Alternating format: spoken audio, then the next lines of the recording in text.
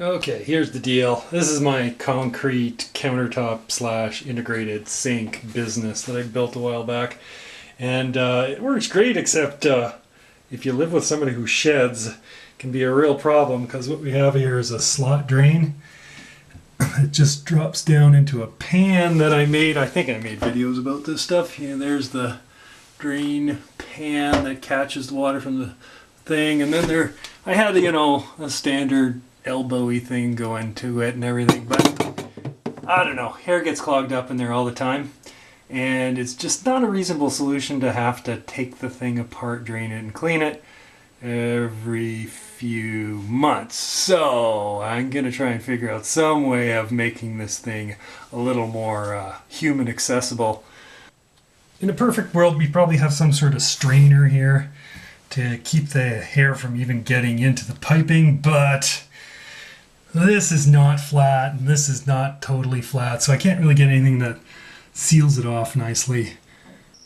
Alright, after spending way too much time staring at that vast array of plumbing bits and bobs at the Home Depot, this is kind of what I've come up with. I mean, obviously we're still going to need a trap, right? So, this is kind of the arrangement I'm thinking of. Oh, frick, how did this go now?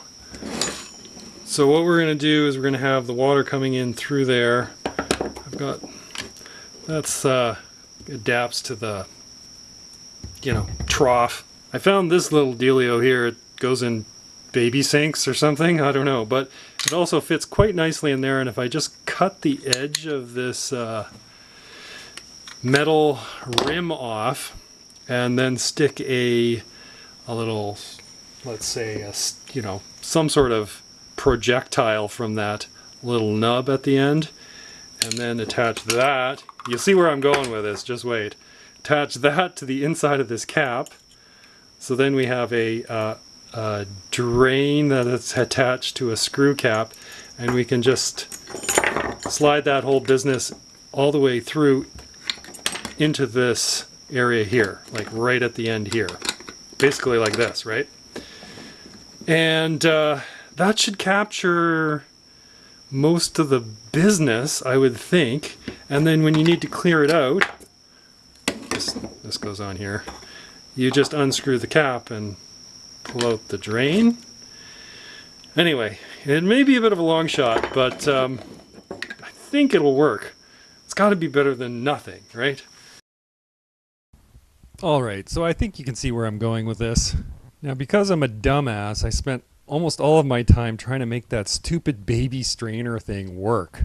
Since you can't really have anything that's going to rust, it looked like the end of a hollowed out pen was going to fit nicely on the end of that nub inside the strainer. And it probably would have worked if that little nub hadn't broken off almost immediately. Not having a plan A or plan B, I went through great lengths to try and get some little projection off of that strainer. Eventually I ended up with a galvanized wire and a little nut at the end, and it's all epoxy together. It's crap, really, but it worked. So after all that, I installed the damn thing, and wouldn't you know it, there's just not enough flow through the end of that strainer. It works initially, but as soon as you get a tiny bit of debris in there, it all clogs up, and you got to take it apart. So here's the cheaper, faster, and better solution to this problem. I'm starting with a piece of polyethylene that I cut out from a isopropyl alcohol bottle. Trace the inside diameter of your pipe and cut that little circle out. Cut around the edge, but not all the way to the center. You'll see what I mean here in a second. Bend down every second section and then cut that little tine off.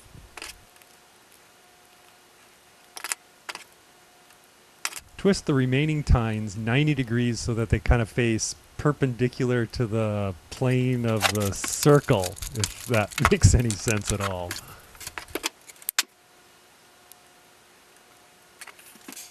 Then you can poke a hole through the center, insert your galvanized wire, bend one end over, and heat up the old glue gun.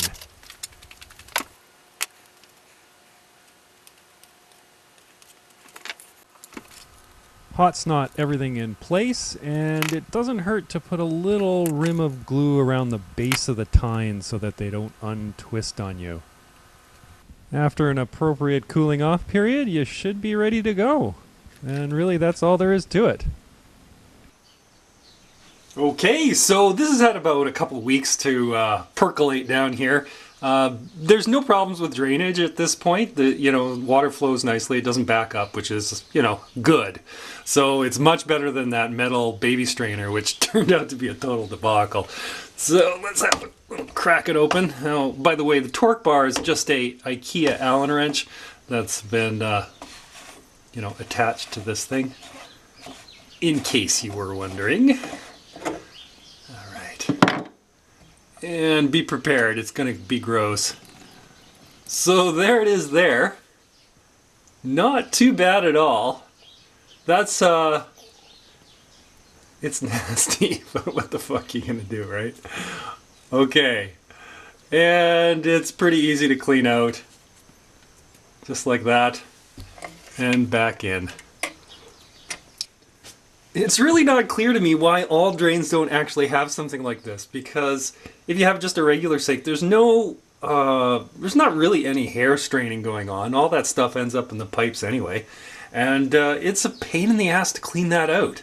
And it gets super gross if you don't capture it beforehand. Like, something bad happens if you let it get down into the trap or wherever.